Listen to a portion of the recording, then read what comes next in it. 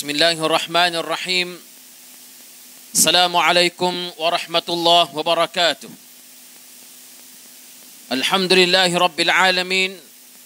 Wassalatu wassalamu ala ashrafil anbiya'i wal mursalin wa ala alihi wa ashabihi ajma'in. Terima kasih berhormat kanda saya Yang berhormat Ustaz Syahril Azman selaku pengurusi majlis kita pada malam ini,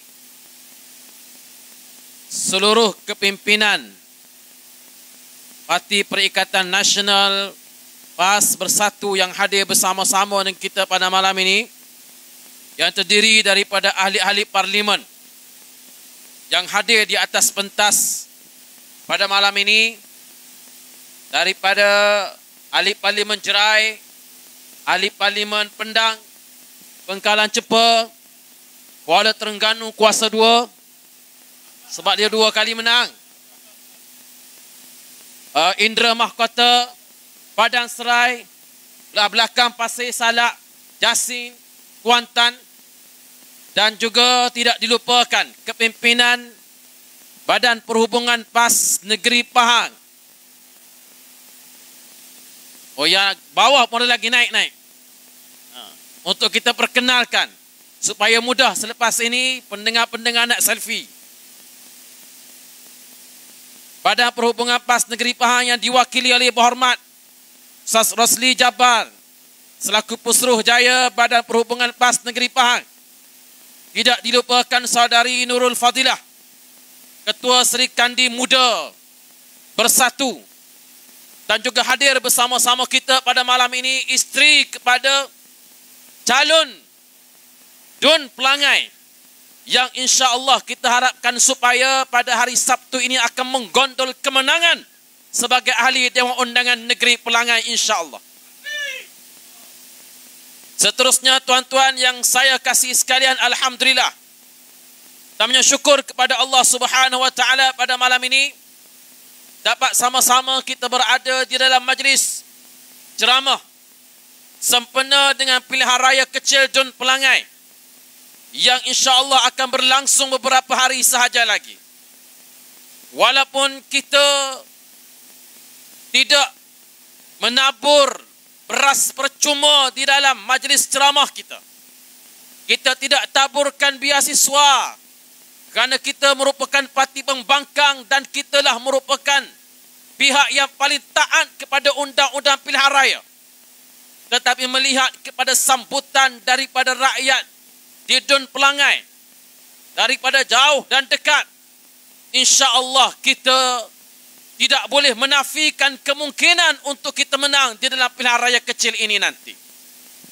Saya tahu bahawa rakyat Pelangai ini terdiri daripada makcik-makcik dan ayah-ayah, ibu-ibu daripada Felda, dan kita tahu bagaimana jasa Yang Berhormat Tan Sri Muhyiddin Yassin sebagai Perdana Menteri Malaysia yang mewakili Perikatan Nasional pada tahun 2020 hingga tahun 2021, yang telah pun mengemukakan teori penyelesaian hutang yang ditanggung oleh peneroka-peneroka falda. Dan ini merupakan perkara yang tidak boleh dinafikan. Walaupun Perdana Menteri PMX hadir dengan pelbagai teorinya yang menyatakan bahawa dialah yang menyelesaikan masalah, dialah yang mengemukakan penyelesaian, tetapi tuan-tuan peneroka Felda pun tahu perkara yang tidak boleh dinafikan yang mula-mula memberikan penyelesaian ini tak lain dan tak bukan ialah Perdana Menteri daripada Perikatan Nasional Tan Sri Muhyiddin Yassin. Sebab itu tuan-tuan sekalian, sekarang ini bukan lagi zaman untuk kita terhutang budi dengan UMNO dan Barisan Nasional. Saya faham dan saya tahu bahawa tuan-tuan yang berada di Felda, khususnya saluran 1, saluran 2, rasa terhutang budi dengan UMNO Barisan Nasional. Kita rasa nak bayar balik jasa mereka. Mereka turun pada hari ini, termasuklah PMX yang datang ke Pelangai. Saya baca dalam kenyataan akhbar, dalam liputan media, beliau sendiri menyebut bahawa pengundi pelangai harus ingat kembali jasa Allahyarham Tun Abdul Razak. Pandai pula dia sebut. Dah pandai dia sebut jasa-jasa pemimpin terdahulu. Inilah dia Perdana Menteri yang paling kuat spin dalam sejarah Malaysia sehingga hari ini. Sebab itu orang kata kalau nak beli mesin basuh yang paling kuat spin, mesin basuh jenama PMX. Tetapi bimbang kerana mesin basuh ini cepat koyak.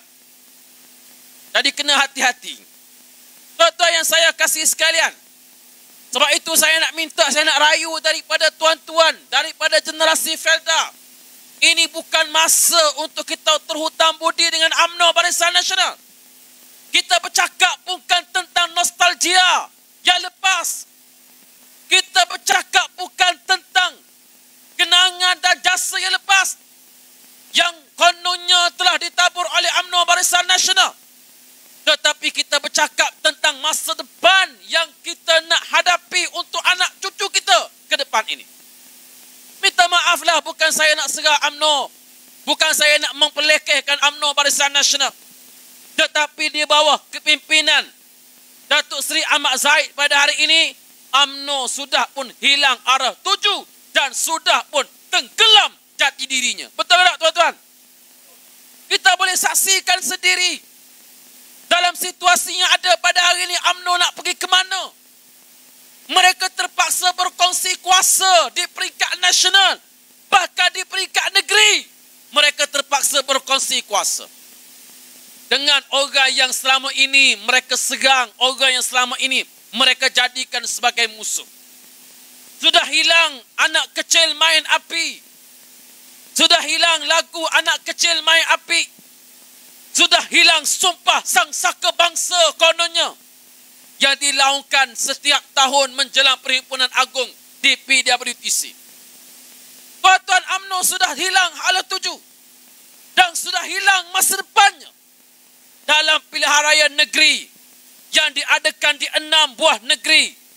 Baru-baru ini kita dapat melihat bagaimana parti yang paling tercorot dari sudut sokongannya, selain daripada Parti Muda dan Parti Gerakan yang bertanding di kawasan non-Malay. Tuan-tuan boleh tengok bagaimana pencapaian UMNO Barisan Nasional. Tuan-tuan, di Kelantan mereka cuma dapat 1 kerusi sahaja. Di Terengganu mereka langsung tak dapat kerusi. Sebab itu orang kata orang Terengganu ni dia makan ayam, dia sembelih putuh terus. Orang sepatutnya makan ayam, sembelih ayam tak putuh tekak. Tapi orang Terengganu ni putuh terus. Rupanya kerana bertanding 32 kursi, 1 pun UMNO tak menang. Ni nak bertanding pula di PRK Kemaman. Wallahualam bagaimana keputusan parti. Tapi kalau sekiranya di Kemaman ditakdirkan Perikatan Nasional mengambil keputusan untuk tidak merayu dan berlaku pula pilihan raya kecil Kemaman, insya-Allah Kemaman akan dimenangi dengan majoriti lebih besar daripada tahun lepas, insya-Allah. Tuan-tuan yang saya kasih sekalian, itu di Terengganu, di Kedah, mereka sudah pun hilang. Mereka sudah tenggelam di Kedah. Begitu juga di negeri-negeri yang lain. Sebab itu nak pergi ke mana hari ini? Tuan-tuan, kalau kita tengok kepada rekod pilihan raya negeri, cuba kita tengok pilihan raya negeri Sabah diadakan ketika Tan Sri Muhyiddin Yassin sebagai Perdana Menteri. Di Sabah, pilihan raya negeri Perikatan Nasional menang dengan begitu selesa dalam PRN negeri Sabah. Berlaku pula PRN negeri Melaka, PRN negeri Johor. Dalam keadaan Datuk Seri Ismail Sabri naib Presiden UMNO sebagai Perdana Menteri, UMNO menang selesa di Johor, UMNO menang selesa di Melaka. Maknanya apa dia? Artinya, dalam situasi pilihan raya negeri diadakan di mana-mana tempat di negara kita ini, kebiasaannya, keputusannya akan memihak kepada parti yang sedang mentadbir negara. Tetapi berbeza dengan pilihan raya negeri di 6 negeri baru-baru ini. Walaupun yang sedang mentadbir Putrajaya ialah Perdana Menteri daripada Tambun, yang mana itulah dia Perdana Menteri yang sedang mentadbir Putrajaya. Dia sudah jadi Perdana Menteri. PRR sebagai Perdana Menteri, UMNO sebagai timbalan Perdana Menteri. Tetapi rakyat tidak segan-segan untuk menunjukkan referendum dan jalan keluar kepada parti yang sedang mentadbir Putrajaya pada hari ini. Sebab itu walaupun mereka menang di Selangor, mereka menang di Pulau Pinang, mereka menang di Negeri Sembilan, tetapi mereka tidak boleh berbangga dengan kemenangan tersebut. Di Selangor, mereka hilang 2/3 majoriti. Bahkan saya yakin insya Allah dalam masa 5 tahun lagi, kalau sekiranya pilihan raya negeri diadakan pula di Selangor dengan unjuran pertambahan pengundi Melayu di Selangor, tidak mustahil kita boleh menghantar menteri besar daripada Perikatan Nasional untuk mentadbir negeri Selangor insya-Allah. Kenapa saya sebut perkara ini tuan-tuan sekalian? Kerana saya nak rayu adik kakak, tuan-tuan, ayah-ayah, ibu-ibu yang ada. Marilah bersama dengan referendum rakyat. Marilah bersama dengan referendum rakyat. Kita nak harapkan apa lagi dengan kerajaan yang ada pada hari ini? Nak jaga berah pun tak boleh. Menteri jaga berah naik lembu. Menteri yang jaga berah hilang hala tuju untuk nak menstabilkan bekalan beras dan harga beras. Tak tahu nak buat apa. Tak boleh nak buat apa-apa. Kemukakan plan A, plan B dan sebagainya. Langsung tidak berpijak di alam nyata. Tuan-tuan, apa yang kita boleh harapkan? Nak jaga harga makanan, harga barangan pun tak boleh. Sehingga Menteri Ekonomi menyatakan bahawa di antara sebab yang menyebabkan rakyat hilang sebahagian besar wang untuk boleh belanja ialah kerana ketagih makan di luar. Dia salahkan rakyat pula. Kemudian Menteri Pertanian pula sebut rakyat disarankan untuk membeli 2 kampik beras sebulan. Tuan-tuan, tak ada masalah rakyat nak beli berapa pun. Yang pentingnya biar bekalan tu ada di kedai. Itu paling penting. Tetapi Menteri gagal untuk memastikan perkara ini. Sebab itu tuan-tuan sekalian, sekarang ini kerajaan sudah menjadi kerajaan cacah merbah. Hari ini pula nilaian US dollar against ringgit Malaysia, nilaian ringgit Malaysia $1 sudah bersamaan RM4.70. 72. RM4.72. Ini yang berlaku pada hari ini. Mana kerajaan yang kononnya pandai menjaga ekonomi pada hari ini? Ketibaan Yang Amat Berhormat Datuk Panglima Perang Datuk Haji Nasruddin Daud, Menteri Besar Kelantan. Takbir. Ini Datuk Panglima Perang daripada Kelantan. InsyaAllah kita akan bagi giliran penamat pada malam ini. Yang mula-mula ni kami dulu. Tuan-tuan sekalian, kita bagi Menteri Besar kita rehat. Kerana kita tahu bahawa di kalangan kita ni ramai orang Kelantan datang buka tanah di sini. Kami dimaklumkan bahawa ramai orang Kelantan, orang Kedah pun ada. Sebab itu insya-Allah ceramah lepas ni akan dibarisi oleh MP daripada Kedah, daripada Terengganu, daripada Kelantan. Satu pantai timur kita angkut pada malam ini. Tuan-tuan yang saya kasih sekalian. Sebab itulah kerajaan yang ada pada hari ini, kerajaan yang hilang hala tuju. Dan kita dapat melihat bagaimana untuk nak menjaga kepentingan orang Melayu sebagai masyarakat majoriti pun satu persatu kita lihat mereka sudah tidak mampu. Sebab itu tuan-tuan sekalian, tuan-tuan boleh tengok sendiri bagaimana bezanya nada kerajaan negeri Pahang. Kalau sebelum pilihan raya lepas, isu peneroka tanah haram yang menanam durian musangking di Raub, berbeza nada sebelum pilihan raya dengan selepas pilihan raya. Kita bukan nak persoalkan keputusan mahkamah, tidak. Tetapi ketegasan kerajaan negeri dalam isu ini sudah mula boleh dipertikaikan. Sebab itu tuan-tuan sekalian, kita bukan nak bangkit isu 3R. Ni kalau kita cakap tentang kepentingan Melayu, isu 3R, kononnya 3R. Siapa lagi nak bela masyarakat Melayu kalau bukan kita orang-orang Melayu dengan tidak mengenepikan hak kaum minoriti yang bukan Melayu di Malaysia yang ada pada hari ini. Tuan-tuan yang saya kasih sekalian, sebab itulah saya nak pesan kepada adik kakak, pengundi-pengundi, ibu-ibu, ayah-ayah, tolong fikir untuk masa depan negara, anak cucu kita yang ada pada hari ini. Demi untuk pertahankan kerajaan yang ada pada hari ini, Perdana Menteri rela nak rempuh segala jua prinsip yang dulu dialah yang perjuangkan. Kita tengok dalam kes mahkamah yang dihadapi oleh Presiden UMNO, tuan-tuan boleh tengok pelbagai silap mata dihidangkan di hadapan rakyat. Sebab itu, apabila tuan-tuan yang saya tahu ramai di pelanggan ini merupakan ahli-ahli UMNO, tolonglah pada kali ini pejam mata. Tolong fikir untuk masa depan. UMNO yang sudah hilang demokrasi dan demokratik yang ada dalam UMNO sudah pun hilang. Baru-baru ini Perdana Menteri Pertimbalan Presiden UMNO, Pertimbalan Perdana Menteri Presiden UMNO, dia kata PAS pun tak demokratik kerana tak pertandingkan jawatan tertinggi. Saya bukan nak heret isu parti, nak sebut di hadapan pentas untuk kepentingan rakyat, tidak. Tetapi sekadar untuk nak respon pada kenyataan Presiden UMNO bahawa dia kata PAS pun tak pertandingkan 5 jawatan tertinggi. Sangat jauh bezanya. Yang berlaku di dalam PAS ialah jawatan presiden, timbalan presiden, 3 naib presiden dibuka kepada pencalonan. Cawangan kawasan boleh mencalonkan.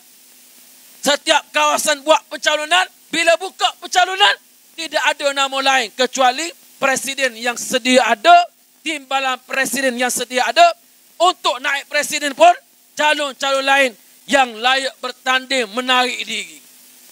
Beza dengan UMNO.